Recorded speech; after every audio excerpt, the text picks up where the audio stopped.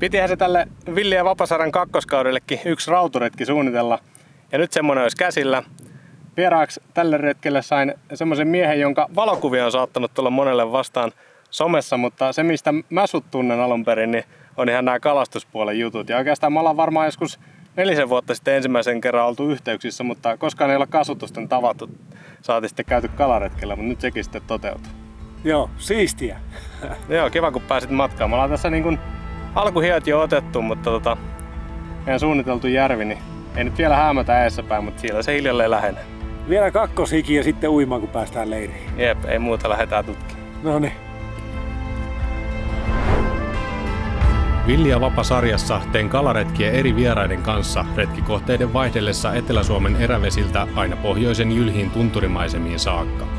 Sarjaa lähtivät mahdollistamaan ottipeleistä ja välinepuolesta huolehtivat Rapala ja Finlandia Uistin, laadukkaista kalastusvaatteista ja varusteista tunnettu Grundens sekä Suomen vapaa-ajan kalastajat, jolta kuullaan jokaisessa jaksossa teemaan liittyvä tietoisku. Näistä kalaretkistä syntyi Villi ja Vapa-sarjan toinen kausi. Tervetuloa mukaan seikkailuun!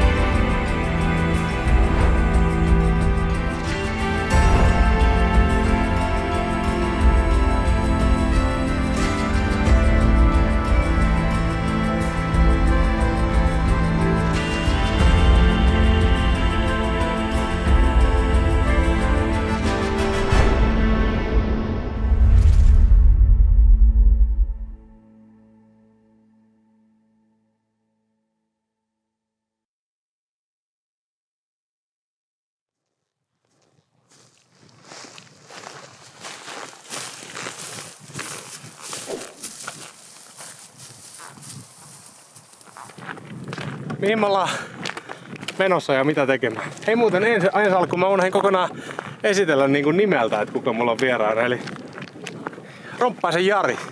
Jarssi, 2 C-llä, eikö se näin ollut? 2 C-llä, mutta silti S-llä lausut. Jep. Mihin me ollaan menossa ja mitä tekemään? Siis meillähän on kohteena tommonen tuntematon Rautujärvi. Meillä on kova luotto siihen, että me saadaan... Meillä on kova luotto siihen, että se on Rautujärvi. Ensinnäkin siihen ja vielä siihen, että me saadaan sieltä rautua. Kyllä me jotain saadaan. Kyllä mä uskon. Tässä vaiheessa kalareissa optimismi on yleensä niinku... Se on massiivista. Kyllä, ja meillä on siinä mielessä hyvä tilanne, että viime kauden rauturetki, sitaateessa rauturetki oli Mehtämikon kanssa. Saatiin 2 taimenta. Et meillä on nyt niin kuin tämän Villi ja Vapasarjan puitteissa meillä on pelkästään niin kuin, meillä on baana auki. Kyllä. Sitähän me ei tiedä, että onko tuolla niin kuin taimenta tai muuta kalaa. Mutta rautu on meidän niin kuin se toivekala. Ja sehän tässä on parasta, kun ei tiedetä varmasti. Me halutaan akvaariossa kalalla, jos me halutaan varmoja kaloja. Pitää olla haastetta.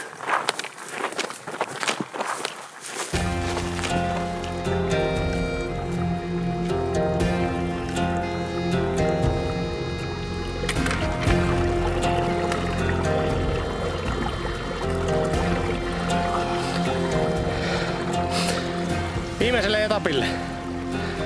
Tunturipuron raikkautta pulloa ja homma jatkuu. Ei oo enää pitkästi. Päästään leirin pystytykseen ja tänään kerätään vielä kalaa. Pikku hiki vaan ennen sitä. Kohta kalaa.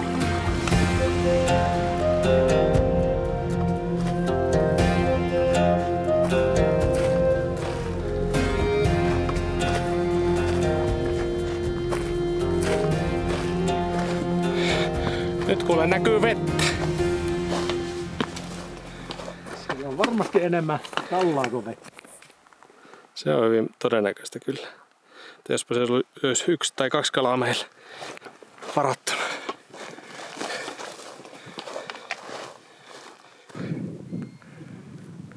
Yes.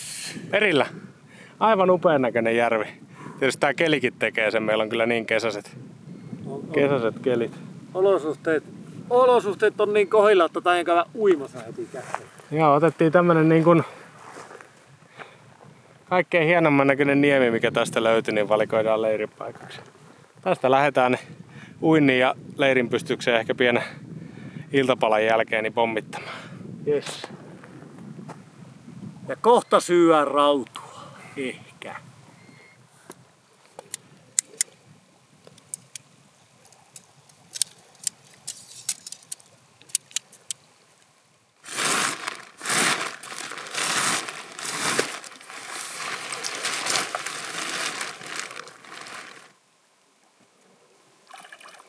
Meillähän on piitsi tää.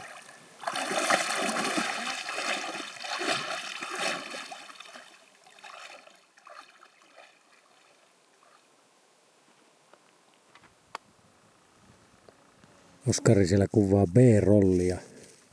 Sillä aikaa meikäläinen pohiskelee tällä strategiaa, että millä minä nappaan tuosta se aloituskala. Ei puhuta sille mitään. Lähetäänkö kala? Lähdetään kalalle. Sen uinnin jälkeen siinä aikana, kun tässä kokkailtiin ja laitettiin telttaa ja muuta, niin lämpötila laski varmaan 10 astetta ja aurinkokin laski aika paljon. Se ei ole vielä laskenut, mutta se on tuolla pilvien takana, niin tuli aika paljon tämmönen niin kuin yöllisempi tunnelma tähän hommaan. Mutta se on mitä parhain hetki lähteä raudun pyyntiin. Kyllä, kylmä on rauvunpyytäjän keliä. Vaikka on Lapin mies, niin vähän semmonen napamatkan tunnelma tuli tähän meidän hommaan. Kyllä mä uskon, että katoko tyyntyy ihan selkeästi. Kohta alkaa rautu hakemaan pinnasta ja minä siihen mörsiltä heitä eteen. Ai että, tästä kalapastaa huomenna syö.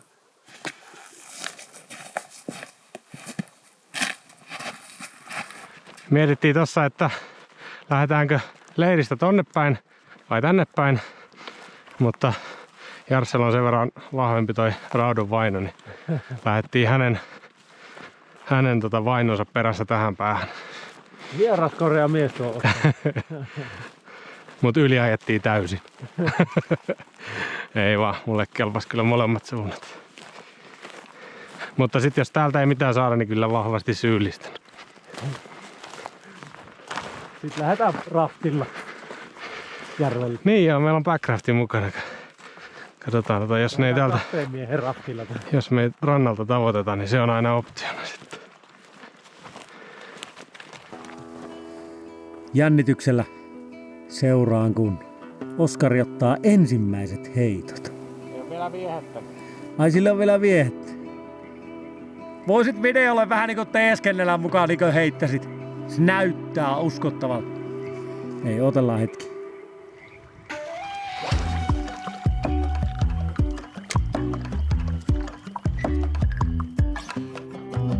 Tuolla on syvää, kestää kauan vajota.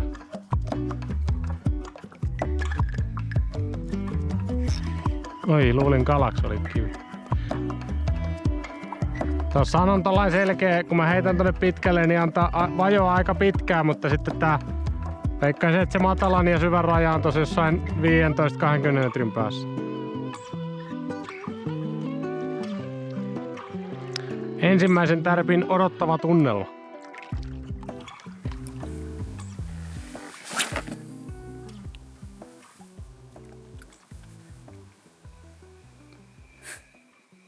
Kyllä tähän ihan oikeita sääskiä pölähti. Joo, ensin ei ollut mitään, sitten kun viileni tuli mäkärät. Joo, ja nyt yhtäkkiä sääskiä. Jep, mä otin myrkyn tuohon mukaan kyllä. Okei, minä otin rinkkaan. Mä luotin, että niitä ei tule.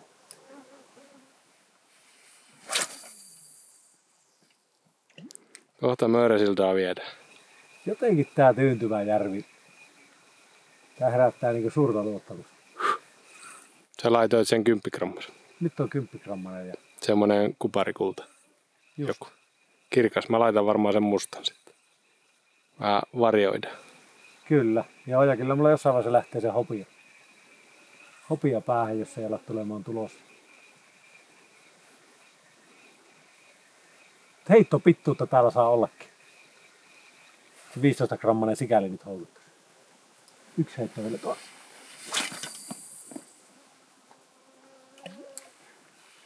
Kerrottiinko me siinä alussa, että kuinka pitkään me täällä ollaan? Jos ei kerrottu, niin tiedoksi, että 2 yötä ollaan, eli nyt ekaa iltaa ja sitten huominen koko päivä ja sitten yötä vielä ja seuraavana päivänä tai aamupäivästä pois. Tää huominen koko päivä ja tää ilta. Käytännössä kalastusaikaa. Joo. Kyllä ehtii nähdä, että satuttiinko me Rautujärvelle. Tästä päästä kuuluu kosken kohinaa tai ainakin jonkunlaisen pienemmän virran kohinaa. En tiedä tosin onko se heti tässä päässä tai tässä alussa vai onko se tuolla myöhemmin. Mutta ilmeisesti vettä ihan kunnolla virtaa kuitenkin. Joo, tämä täällä kohis. Tämmönen yllättävän iso virta. Ja tuohon tulee, nyt on tietysti tällä valolla vaikea nähdä, että onko tuossa syvää, mutta toi on semmoinen paikka, joka kannattaa kyllä heittää. Kannattaa, ja tää virta näkee, että vie tonne asti. Jep. Mutta vähän sillä pikkasen ekat heitot, ettei ihan rynnit tonne kauimmaisille kiville asti. Siinä on vaikka joku isompi kala kyttäillä. Tähän ne nousee syönnökselle, jos on noussut. Minä vaihoin tuolle tähän Mööreungen. Se on Mööreungen, tää on Mööresilta. Tällä saatiin Fisketuurin painavin taimen tuolla Ungerilla. Okei. Taimen paikaltahan tää haiskattais, mutta kun ei tiedä onko täällä edes taimenta. Niin.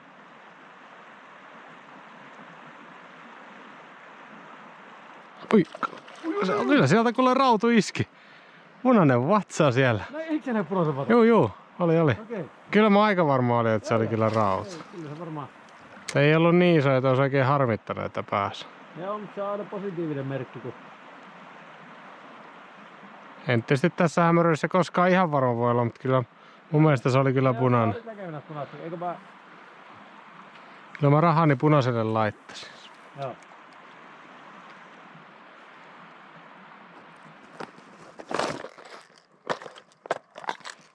Vähän niin kuin me oltiin eilen Tepon kanssa Poroburgerilla.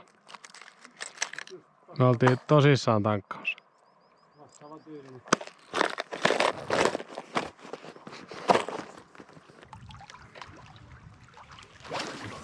On kala! Hei, siellä on kala!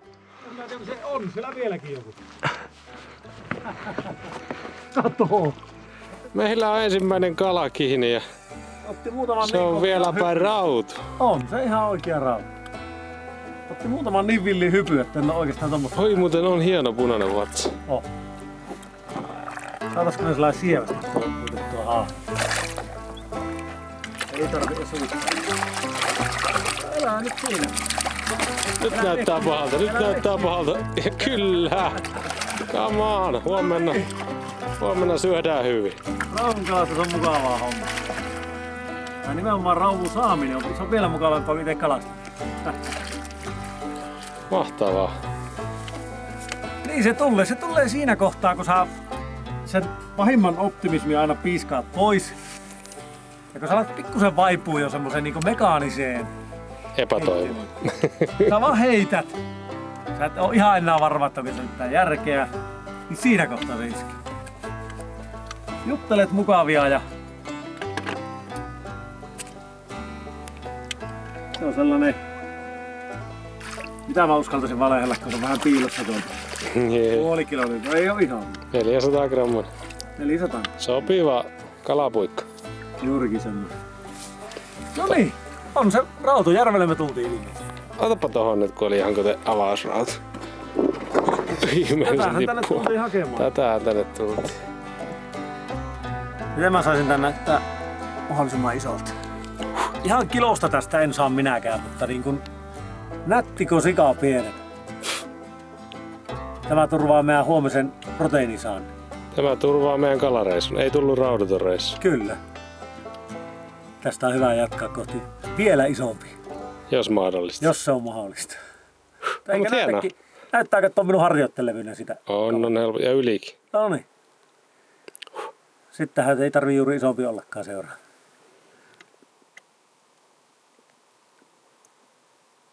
Se oli tuo oikein pantterisävyinen. Onko toi nyt sitten Minnow Super Vibrax vai Super Minnow Vibrax vai Vibrax Minnow Super, mutta Tämä on kaikkia niitä. Tämä on rautuvie. on meillä komea ilta täällä. Nyt on kyllä olosuhde niin ihan kiva. Voittaa jopa opettajien suunnittelupäivä. Onko näin? Kyllä. Niin mulla jäi muuten viehän veteen. Pitää käydä kelaamassa, ties vaikka olisi kala siellä. Siellä voi olla muuten kala. Käypä hakemassa. Niin.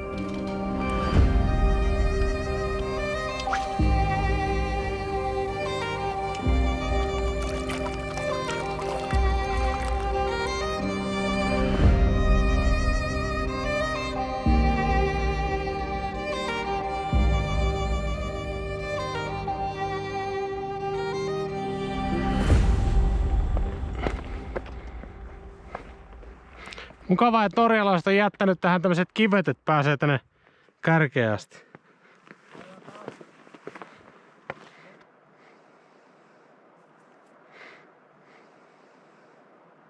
Nyt mulahti tossa. Kato, tossa. Ai tossa eessä? Tossa eessä vai? Heitä vaan yli. Se mulahti, tuo oli mulahti. Teki kunnon pyörteen tuolla.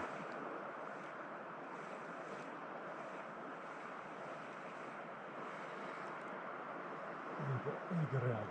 On se siinä. Eikö se voinut tulla tähän uistimien perään? Niin, on voinut tulla. Siinä mulahti muutama metri tuossa Jarseneessa. Vähän paremman koko luokan kala. Tuo teki kunnon pyörteen. Se ei ollut mikään semmonen niinku rengas. Se teki pyörteen. On täällä kaloja. Pitää pysyä hereillä. Ja tuollakin kävi se. Joo, siinä mulautti rannassa, niin vähän isompi kala, pistettiin molemmat pikkuvaaput. Vähän eri sävyissä, mutta molemmat oikein kunnon ärsyvärillä. Katsotaan, onko meillä kohta kalakin. Tässä sattuikin olemaan istutettu kirjoilla.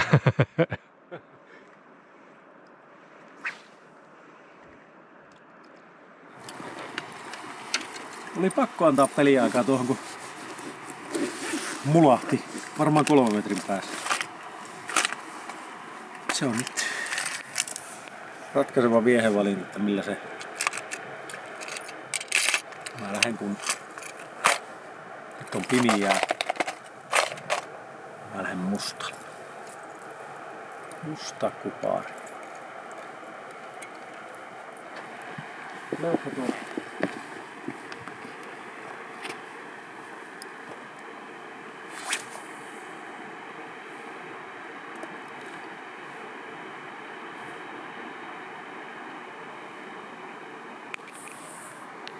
Siinä on niinku oikein isännän kivi. Tässä on tämmönen.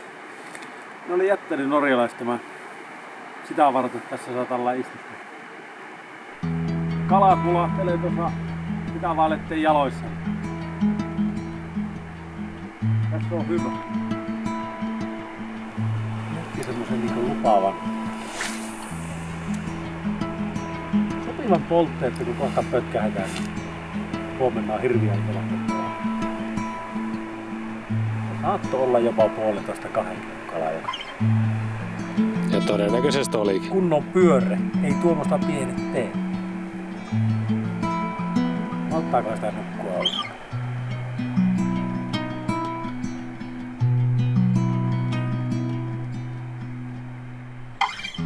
Mä luulen, että mulla alkaa kohta olla tän illan kalastus niinku kiintiö tapissa.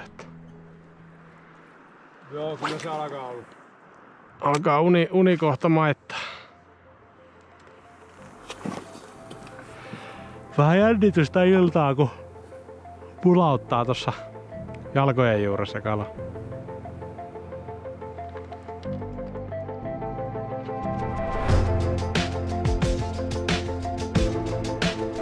Tän jakson tietoisku käsittelee kalastamista Norjassa. Moni suomalainen suuntaa kalastusreissunsa tonne Pohjois-Norjan kalaisille tunturijärville, mutta minkälaisia lupia sinne tarvitaan? Finnmarkin alueella pohjoisimmassa Norjassa lähes koko alueen kalastuslupien myynnistä vastaa Finnmarks Eiendommen, lyhyemmin FEFO. Kotisivujen osoite on fefo.no. FEFOn lupa pitää hankkia, jos on yli 16-vuotias ja kalastaa Finnmarkin alueella.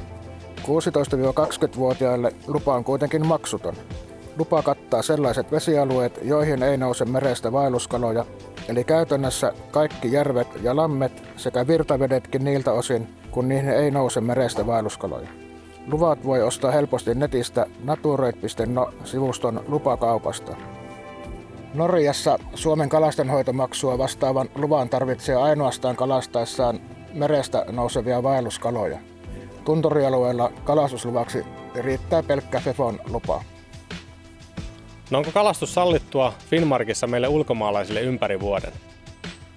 Kevättalvella ja keväällä maaliskuun puolivälistä kesäkuun puoliväliin lupaehdoissa on erityisiä sääntöjä, joiden mukaan ulkopaikkakuntalainen kalastaja ei saa käyttää moottorikäyttöisiä kulkuneuvoja, jos ei ole asiakkaana jossakin kalastusmatkailuyritykseksi rekisteröityneessä paikallisessa yrityksessä. Hiihtäen ja kävellen kulkevalle ulkomaalaiselle kevään pilkkisesonkin on mahdollista kalastusaikaa myös omatoimisesti.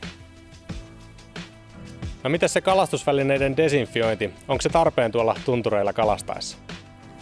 Lohiloisen leviämisen estämiseksi kalastusvälineiden pitää olla täysin kuivat tai desinfioidut siirryttäessä kalastamaan Jäämereen laskeviin vesistöihin.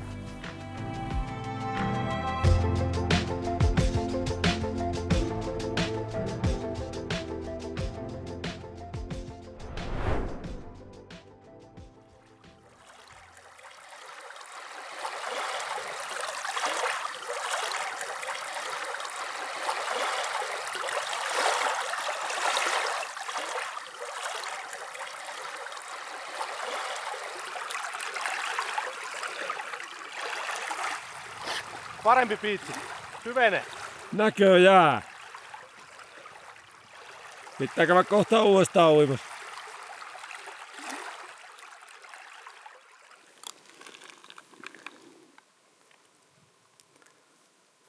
Tässä aamupuurot on keitelty ja varsinaista kalastuspäivää aloitellaan. Eilen kerettiin kyllä hyvin päästä alkuun, mutta tänään on sitten pidempi raapasu. Mutta ei se ihan niin pitkää kuin ehkä jollain reissulla voisi olla, nimittäin nyt on 2 kovaa aamunukkujaa paikalla. Että eilen sä kysyit multa, että onko kova nukkumaan. Mä sanoin, että kyllä mä mielestäni ihan kovaa nyt yleensä porukasta viimeisenä nousen teltasta, niin sä sanoit, että otat sen ihan niinku haasteen. Ja kyllä täytyy sanoa, että löysin vertaiseni ja jopa niin kuin ehkä niin kuin päihitit kyllä, täytyy siis sanoa. Tuo on niin kuin ehdottomasti mun vahvuuksia nukkujana tuo aamu. Kun se aurinko helottaa niin sen ohuen telttakaan läpi, se paahtaa ottaa. Sä unen läpi tunnet sen, että se paahtaa ja sulla valluu hiki. Ja siinä vaiheessa moni luovuttaa. Kyllä. Mutta siinä on siis se ratkaiseva ero. Siinä on se, kun mä otan siinä sen taistelun ilmeen ja mä niin päätän, että mä en herää. Ja nytkin kun heräsin tuossa, oliko 11 ylikin kelloja. Suomen aikaan 12. Mä olisin pystynyt jatkaa, mutta mä katson vaan kelloa, että ei nyt ei enää voi. Että nyt on pakko nousta, mutta että oli mukava nukkua ja se tarkoittaa toki sitä, että tänä iltana voi olla, että ei niin aikaisin väsytä, mutta aamu on ehdottomasti, se on nukkujan niin kuin parasta aikaa. Ja aamu vielä, niin kuin puhutaan tästä välistä 8-12. aamukin on väliä käsite meille aamuunisille. Ja täällä se aamu voi olla vaikka 3. Et se aamu on se, kun herätään ja aivan uskomaton tämä vähän piitsi kyllä, heti uintia. Jep, suoraan teltasta järvellä. Joo, kyllä siis ja hiekkapiitsi Rautujärven rannalla, niin kuin ihan ennennäkemätön juttu. Ihan oikein.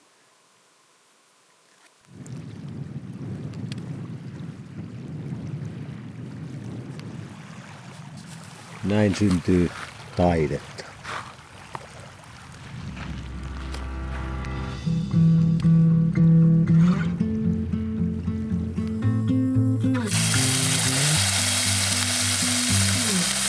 Ai mikä ääni. Ai. No on kyllä punaista. On hyvä väri. Ton punaisemmaksi ei paljon pysty muuttumaan. Ja pannulle niin tää on niinku, tää on tämmönen pieni kala on hyvä. Toki jos oikein isoksi menee, niin sit se on medaljonkin hommia, mutta tää on niinku pannulle tuo paksu. Aika hyvä.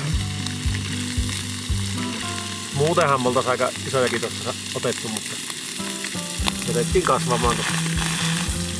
Oli tää pannuhomma mielessä.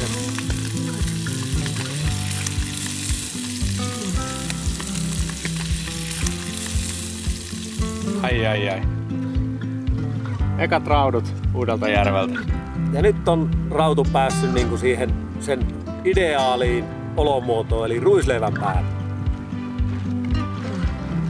Kyllä täällä kelpaa. Ja täällä on hyvä.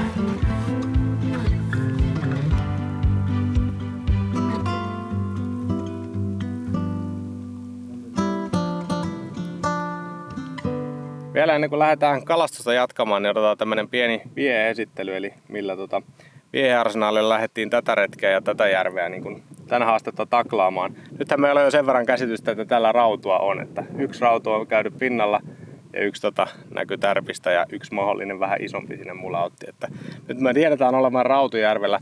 Sitä me ei tiedetä, onko tämä myös esimerkiksi Taimenjärvi. Et sen takia mulla ainakin itselläni on pakissa mukana myös niin kuin viehettä, joka periaatteessa voi houkutella hyvin myös taimenta. Useinhan ne jossain määrin meneekin ristiin.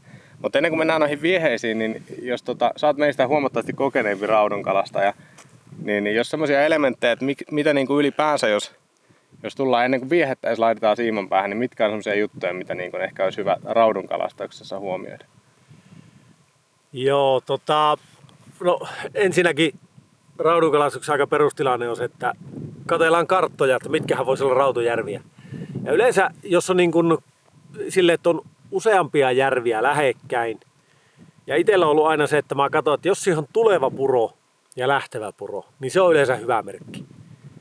Ja sitten sit mä katselen ilmakuvia ja just sitä syvän ja matalan rajaa. Ja ilmakuvista monesti näkee, että jos syvän ja matalan raja on tosi kaukana, sen tietää, että se on haastava rannalta kalastaessa. Ja sitten taas packraftit ja kahluhousut, onko käytössä, onko tarkoitus selvitä niin kuin vaelluskengillä. Mutta se syvä ja matala raja on tosi niin kuin kriittinen juttu ja liittyy suoraan myöskin tuohon viehepuoleen. Joo, ja sen näkee tuossa niin valoisella kelillä, kun nyt kirkkaalla, vähän kun on tyynempää, sen näkee sen syvään matalaan ja se tummenee se vesi siinä. Ja nyt kun meillä on drone-kuva, varmaan tässäkin käytän kuvituksena, siinä se näkee tosi hyvin. Että se semmoista kivikosta yleensä tipahtaa sinne niin kuin pimeämpään veteen. Ja se raja on se, mikä kannattaa niin kuin kalastaa tarkasti. Kyllä se. Et välttämättä se alue, mikä jää sen ja rannan väliin, niin kala saattaa tulla sinne mukana. Ja eilenkin nähtiin ihan rannassa kala, mutta se ei välttämättä ole se, mihin se kaikkein kovin niin kuin kalastuspaine kannattaa koodata. Kyllä, juurikin näin. Mutta katsotaan vähän viehepuolta. Ollaan nyt tällä retkellä liikkeelle niin kuin, Rapalan vaappua, jotain Rapalan viehettä on mukana. Sitten on Mööresiltaan lusikoita, Mööresiltaan ja Mööre-Ungeni-lusikoita sekä sitten Vibraxin lippapuolta, eli noi Minnow Super Vibraxit ja sitten noi Longcast Vibraxin lipat, eli niillä me ollaan tätä lähdetty niin kuin, sitten tätä järveä haravoimaan. No siihen kannen päälle on nyt sitten koottu vähän esimerkkejä noista meidän vieheistä, eli vasemmalla puolella on lusikkapuolta, eli Mööresiltaa Mööre-Ungenia ja tällä puolella on sitten Rapalaa ja Vibraxia, niin heitäpä siitä kuule kokeneempana raudonkalastajana, että minkälaisilla niin kuin värimaailmalla tai semmoisella ajatuksella lähtisit viehettä siiman päähän valikoimaan. Se on perinteisesti nämä ärsyvärit. Mähän tällä eilen nappasin se meidän ruokakala. Kyllä. Ja ärsyvärit on semmoinen helppo startti. Ja nyt kun meillä on tässä järvessä paikotellen syvä- ja matalan rajan kaukana, niin silloin mä lähden niin kuin lusikka-osastolta, koska ne lentää pitkälle. Täällä on 18 grammasta Mööresiltaa, 15 grammasta.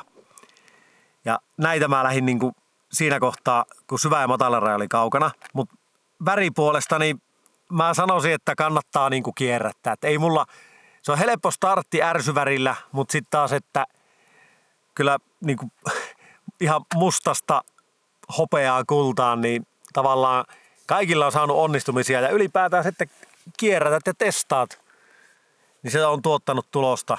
Joo, toi mustamöörä on ainakin nyt omankin kokemuksen pohjalta niin ollut rautupeli. Ja toi Mööresilta on kyllä siinä ihan ylivoimainen, että jos vähänkään vastaan tuulee rannalla, niin se puhkoo sen vastatuulen ja niin kuin silti lentää pitkälle, että se on aivan ylivoimainen siinä hommassa. Kyllä, tuo kyllä lensi todella pitkälle. Sitten jos pääsee syvä- ja matalan rajan niin kuin lähelle, niin vaaput toimii ihan todella hyvin. Tätä heitettiin eilen. Ei vielä osumia, mutta vaaput siinä kohtaa, kun pääset lähelle poppereista, niin taimenhommistahan tää on niinku oikeastaan tosi tunnettu. Rautuhommista ei ole vielä kokemusta. Pitäisikö tänään testata? Voi olla jossain vaiheessa. Mä itse laitoin kyllä tuohon pakkiin myös mukaan ainakin itselleni ihan silläkin ajatuksella, että jos on taimenta järvessä, kun sitä ei ole tosiaan tiedossa, niin, Kyllä. niin samoin kuin toi ripping-räppi, sehän on periaatteessa ainakin mulla niin kuin ahvenviehe, mutta se on kyllä todennut, että se on kova peli silloin, kun täytyy vajottaa nopsasti saada se on kunnon niin kuin elosa ja pitää varmasti meteliä, että hyvän syönnin pohjan ruoppaamiseen, niin erittäin hyvä. Ainakin taimenelle raudusta ei vielä kokemusta.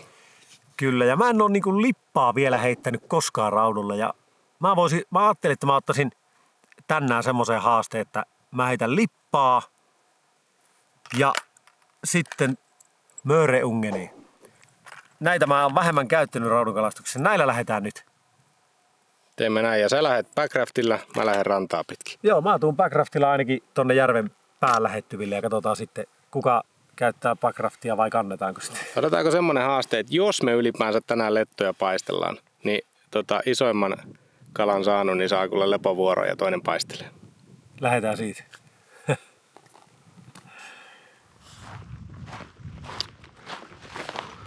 Puhuttiin tuosta syvän ja matalan rajasta, niin tässä rannassa esimerkiksi se näyttää olevan ihan tuossa niin kuin pari metriä viimeisten kivien jälkeen. Yleensä mä ekalla heitolla vajotan pohjaa asti. Ainakin ekalla heitolla, että näkee kuinka syvää siinä on. Sitten mahdollisesti muillakin heitoilla vajotan, mutta ainakin ensimmäisellä. Joo, aika hienoa aina olla tämmöisellä tunturijärvellä, ettei ketään muita ole. Yksin koko järvi käytössä.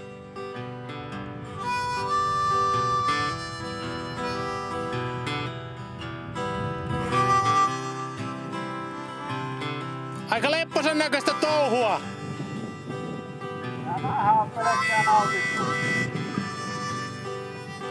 Tämä helpommaksi ei enää raukalastusta voi tehdä, nimittäin lämpöä piisaa, ettei paitaa tarvi. Tulin backraftilla tänne. Heitin vieheen uistottamaan ja tuuli hoitaa loput. Elikkä niinku tuulen voimalla uistotettu. Pitää läpäällä testata, jos sattuisi tämmönen toimimaan. Tää tuuli kuitenkin kuljettaa backraftia aika hyvin.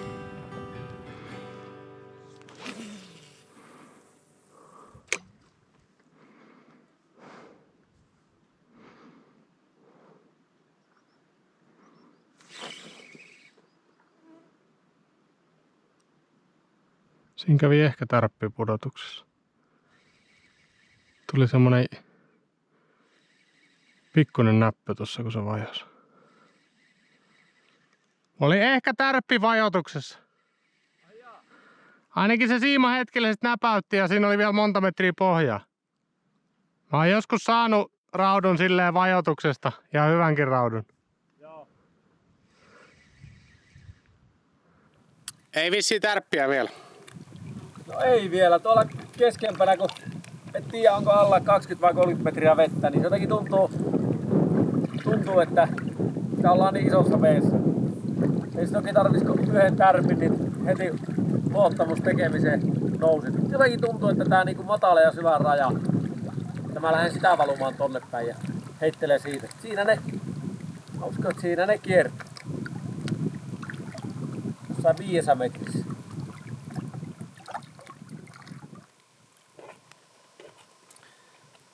Tultiin tuosta kalasta ja otettiin semmoset tunnin verran semmosia aurinkopäikkäreitä tässä. Ja nyt taas ruoanlaitossa. Tälle ruoalle me varattiin niin kun, tää oli itse asiassa Samuelin meidän fisketulporukkaa tuoma resepti, eli tämmönen kanarisotto setti, oikein maittava setti. Niin tälle me oltiin varattu, että nyt voidaan niin kun syödä vielä pussiruoka, mutta seuraava ruoka. Ei ole varaa enää jäädä ilman kalaa. Nyt on seuraava ruoka oltava kalaruoka. Joo, mutta kanarisotosta pakko sanoa, että voi olla, että menee käyttöön itsellekin. Tää vaikuttaa ihan niinku todella lupaavalta. Lusikat pitää olla niinku samassa paikassa, että saa jaettua täsmällisesti. Eikö niin? Toisellahan pitää jakkaa. Ja nyt on helppo jakaa, kun molemmilla on sattumalta täysin samat retkilautaset matkassa. Kyllä, se on tärkeää, että saadaan niinku molemmille sitä makroravinnetta ja sitten kanat saadaan niin molemmille täsmälleen. Ei avattu purkeista vielä, jotta menee täysin keskeltä poikki.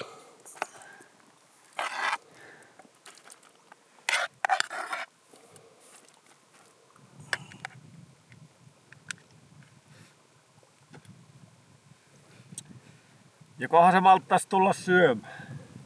Kohta. Sä lähdet räftillä. Joo, mä lähden räftillä liputtelemaan. Mä tuun jossain vaiheessa rantaa sun kaveriksi. Joo, lähdetään tonne päin, missä oltiin eilen illalla. Ja toivon mukaan sitten, kun tullaan takaisin, meillä on kalaa. Se olisi parempi olla näin. Ei muuta kuin kireitä siimoja ja tieto siitä, että tuolla on isoja rautuja. Luotto siihen. Nimenomaan luotto. Puhua, niin laittaa meidät tekemään. Ainakin tehdään parhaamme. Joo, kyllä me jotain saadaan. Mä luotan siihen vahvasti. Kyllä. Kireitä!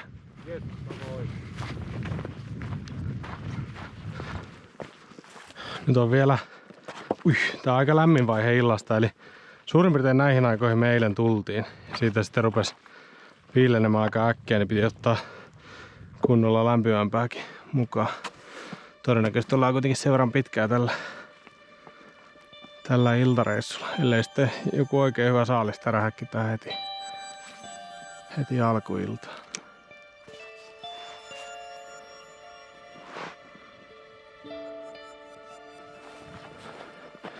Olisikohan nää niitä paikkoja, mistä Jarssa sai eilen sen raudun? Vai meninköhän jo niitten ohi, mutta jossain näillä vain. Tästä mä ainakin itse kokeilen nyt. Ja nyt nimittäin nasahtaa.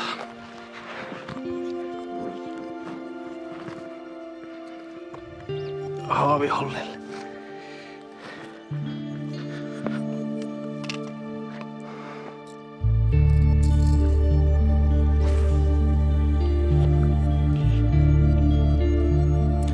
Ei päästä nyt järvimeitä helpolla. Olosuhteet on niin kuin mitä parhaimmat ja kaikin puolin muuten kaikki kohdillaan, mutta kala ei kyllä ei näyttäydy eikä kiinnostu meidän tarjottavista. Mutta onneksi ilta on vielä nuori, tässä kerätään hyvin kalastella, mutta sanotaan, että olisi voinut helpommallakin tulla, mutta tällaista tämä kalastus välillä on ja varsinkin tämmöinen raudun kalastus vielä semmoisessa paikassa, missä koskaan ei olla aiemmin kalastettu.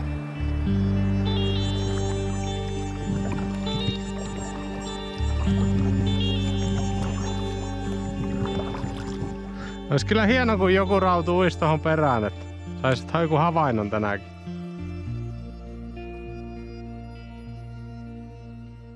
Ei liian helpolla. Tuolla mosahti. Missä? Tossa Lahdessa. Oliko lähellä rantaa? No on se heittomatkan päässä. No juoksehan sinne. Just toivoin, että joku rautu näyttäytyisi. Niin joku kala tuolla kävi. Losautti. On vaan paha, kun ei ole tyyntä, niin ei näe missä kohtaa se tarkalleen oli.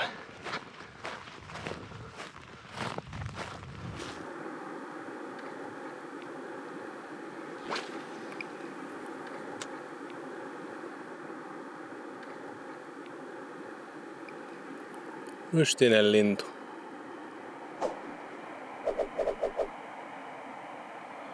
Ja mystinen mies. Tyyntyy kyllä makoisasti tuo järvi. Alkaa olla semmonen aika iso peilityyni jo tässä rannan lähellä ja koko ajan kasvaa. Vaikka kello on jo yli 8, niin aika lämmin on, kun ei tuule tässä ihan yhtään. Tuntuu, että lämpötila vaan nousee, mutta eiköhän se kohta olla jäähty. Ei muuta kuin heittoa perä. Mitä pidemmälle tää ilta menee, niin sitä enemmän musta alkaa tuntua, että on semmonen yhden tärpin ilta. Et jos me onnistutaan, niin me saadaan se 1 tärppi. Jos me ei sitä saada, niin sit me ei ehkä onnistuta, mutta... No joo, kyllä tää siltä näyttää, että ei tässä niinku 10 tärppiä tuu, mutta toisaalta rautu on vähän semmonen kala, että jos se alkaa syömään, niin voi tulla vaikka 30 tärppiä. Mutta se, että todennäköisyys pienenee, kun Aika vähenee kyllä.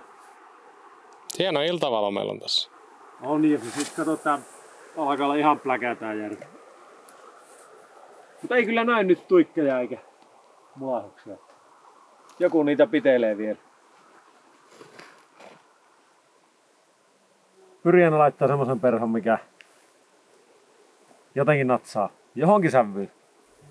Tai mahdollisimman hyvin siihen sävyihin, mitä on.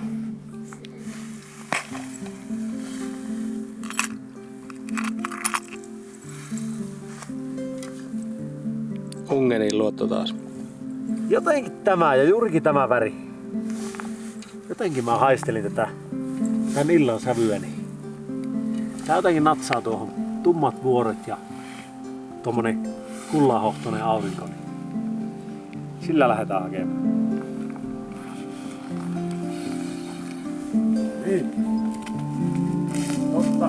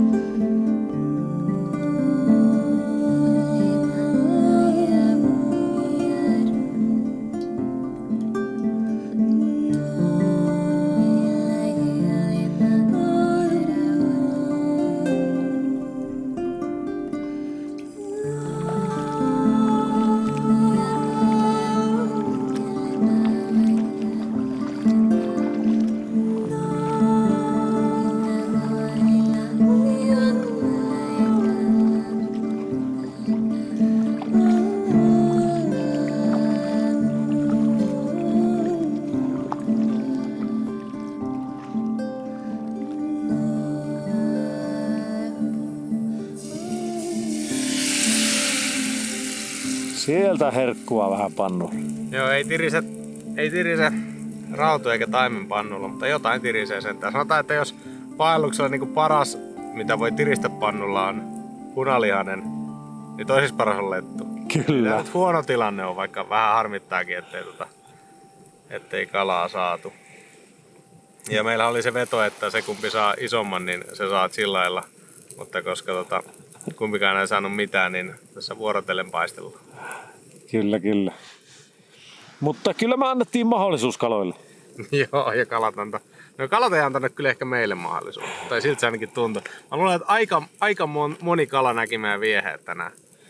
Mut ei. Kyllä mä kans uskon, että 10 kalat on nähnyt, mutta ne teki vähän kiusaa meille. Jep.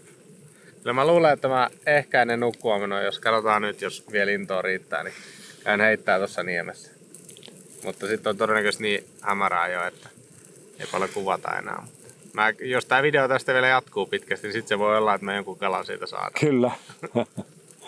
Mutta muuten, niin huomenna ei enää sitten aamulla tai milloin nyt meidän aamu onkaan, niin heräillään ja sitten kun heräillään ja käppäillään pois, että huomenna ei enää singota vieheitä tonne ulapalle. Lopetellaan video tähän iltaan. Ei tarvi seurailla teidän, kun hikiset miehet vaeltaa pois täältä. Raahautuu. Lopetetaan tämmöiseen vähän esteettisempään. Kyllä, nimenomaan. Letupaista. Kaikesta huolimatta niin hieno reissu. Ja aina mukava päästä uudelleen, niin uuteen kohteeseen kokeilemaan. Siinä on se mahdollisuus, että voidaan onnistua tosi hyvin, voidaan onnistua keskinkertaisesti tai voidaan sitaateessa epäonnistua, jos näin voi kalastuksessa tai tämmöisessä eräkalastuksessa puhua. Aina sieltä jotain käteen. Oli näyttää vähän vielä vajaalta. Joo, se oli semmonen retki tällä kertaa. Ei pääse nämä Villi ja Vapa-sarjan rauturetket, niin on vielä ollut aika haastavia toistaiseksi. Jos kolmas kausi joskus toteutuu ja siihen tulee rauturetki, niin en tiedä, sit voi jo. Nyt on sentään saatu rautukontakti. Joo, se on jo eteenpäin, mutta vaikka kalapuoli jäi vähän heikoksi, niin näin hienossa keleissä, kun saa retkeillä. Tää on niin helppoa. Vähän lekotella päiväunta tässä auringonpaisteessa ja todella hienot auringonlaskut molempina iltoina. Et aina löytyy niinku positiivista ja kyllähän positiiviseen halutaan niinku tarttua. Että Joo. Me ei negatiivisuuteen vaivuta, vaikka kalastus olisikin haastava. Jep. Hei, mutta kiitos tosi paljon, että lähdit mukaan tälle retkelle ja katsotaan missä ollaan taas seuraavan kerran. Kiitos kun otit messiin. Kiitos mukana eräilemisestä teille katsojille sarjan tässä vaiheessa. 2 viimeistä jaksoa julkaistaan vasta myöhemmin syksyllä, mutta nyt on vielä viikko aikaa käydä osallistumassa arvontaan ja poimassa viehe- ja varustevinkit tuleville kalareissuille osoitteessa vapaalajalalla.fi/Villi ja Vapa. Viikon päästä arvotaan myös sarjan pääpalkinto. Erityiskiitos jakson vieraalle Jarsselle. Käykää hän ihastelemassa Ranuan revontulikuiskaajan kameran jälkeä ja komeita kaloja Instagramista nimellä Jarsse 2 C:llä.